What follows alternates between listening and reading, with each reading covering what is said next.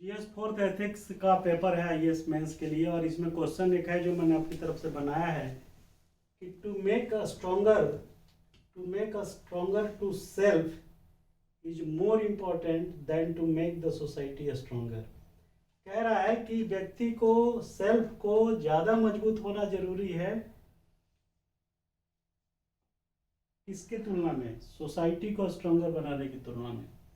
अब देखिए, ये है सोसाइटी, आपकी पूरी समाज है। छोटा सा समाज, कोई कृषक समुदाय ले लेते हैं, कोई भी ले लेते हैं, और उद्योग धंधे वाले ले लेते हैं।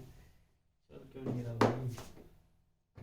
तो कहने का मतलब ये है कि स्ट्रोंगर किसको होना चाहिए, सोसाइटी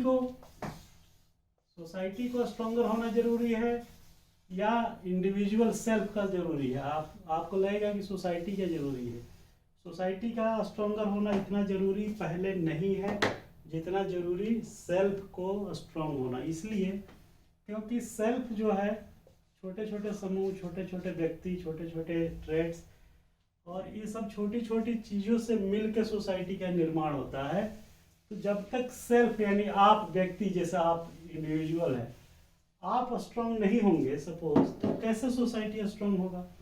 तो पहले तो आप, क्या हो गया, तो कहने का मतलब ये है कि सोसाइटी में जो इंडिविजुअल्स हैं, जो व्यक्ति हैं, उनका मजबूत होना जरूरी है जिससे समाज मजबूत रहे। तो कैसे, क्योंकि अगर इंडिविजुअल की सारी चीज़ें अगर आप छीन लेंगे, इंडिविजुअल ये है, कई एटम परमाणु टाइप के छोटे छोटे लोग हैं, एक ग्रुप है, और सपोज ये अगर इकोनॉमिकली या सोशली या एजुकेशनली स्ट्रांग नहीं है, तो ये सोसाइटी जो एक लोगों का समूह है जिसमें इंटरेक्शन होता है मीनिंगफुल, इन व्यक्तियों के बीच आपस में ये नेटवर्क ऐसे जुड़ा रहता है। समाज क्या है, व्यक्तियों का एक ऐसा समूह है जो आपस में मीनिंगफुल इंटरेक्शन करते हैं। ये व्यक्ति हैं, सब आपस में जुड़े हुए हैं, ये नेट बन जाता है। जो बिजनेस में नेटवर्किंग जो करते हैं, नेटवर्किंग बिजनेस ये सोसाइटी और कुछ नहीं है। तो होता क्या है कि इन व्यक्तियों के बीच जब मीनिंगफुल इंटरेक्शन होता है तो सोसाइटी बनती है। तो मीनिंगफुल इंटरेक्शन कब होगा, जब ये सब स्ट्रांग रहेंगे तब ना होगा।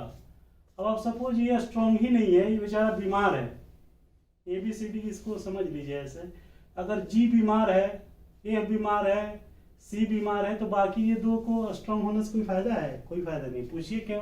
क्योंकि ये इन दोनों को स्ट्रांग बनाए रखने के लिए इनका एक दूसरे से कनेक्शन जरूरी है। क्योंकि कोई भी ऑर्गेनाइजेशन अकेले आप अपने बूते नहीं चला सकते, अपने पैरों पे, अपने कदमों से, अपनी शर्तों पे नहीं चला सकते। उसमें डिफरेंट टाइप के श्रम विभाजन होता है, राइट फ्रॉम सफाई कर्मचारी से लेके और जो है साइंटिस्ट और प्रोफेसर या डॉक्टर इंजीनियर तक। तो हर आदमी का अपना काम इम्पोर्टेंट है सोसाइटी को जिंदा रखने के लिए। क्योंकि आप डॉक्टर हैं तो सफाई वाले काम नहीं कर सकते, आपकी डिपेंडेंसी है, वो आपके लिए मीन्स नहीं, आपके लिए वो साध्य है, एंड है।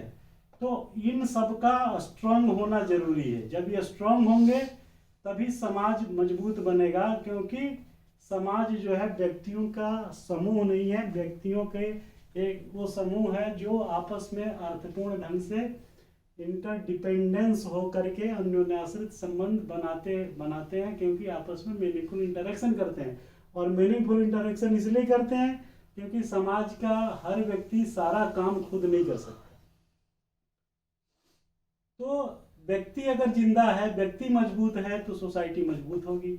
व्यक्ति अगर कमजोर पड़ गया सपोज, तो कहाँ से होगा? मीनिंगफुल इंटरेक्शन नहीं होगा, तो बीमार पड़ा है, इंटरेक्शन कैसे होगा फिर? ये तो बात करिएगा तो कहीं इसका कोई और बताएगा कि साहब बीमार है। तो जब ये बीमार हो जाएगा, काम करेगा ही नहीं, तो आपका काम भी इनडायरेक्टली हैम्पर होने लगेगा। आप कहेंगे दूसरा रिप्लेस कर देंगे, तो सपोज और भी लोग जो है बीमार हो गए, तब क्या होगा?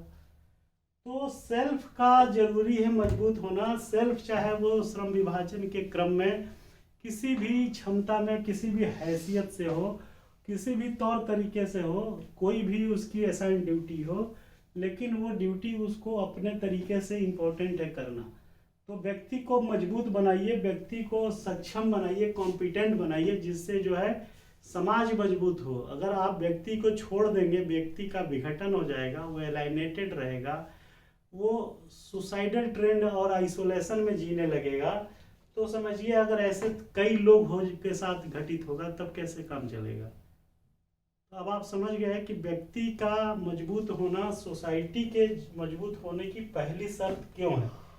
वो इसलिए है क्योंकि सब अन्योन्याश्रित रूप से जुड़े हैं और हर एक आदमी का एक दूसरे से पे इंटरडिपेंडेंस है। और इंटरडिपेंडेंस इसलिए है क्योंकि श्रम विभाजन है। श्रम विभाजन इसलिए है क्योंकि आप सारा काम अकेले खुद नहीं कर सकते। तो इसीलिए बोलते हैं कि आप पहले खुद मजबूत हो जाइए। जब आप मजबूत होंगे तो दुनिया, समाज के बाद व्यक्ति के बाद परिवार को मजबूत कर पाइएगा, पड़ोस को, फिर समाज को, फिर देश को, फिर विदेश को, परराष्ट्र को, सब होता रहेगा। इसीलिए इंडिविजुअल का मजबूत होना जरूरी है। क्यों जरूरी है मैंने बताया, तो आप इसी को एलाबोरेट करिएगा। Thank you very much.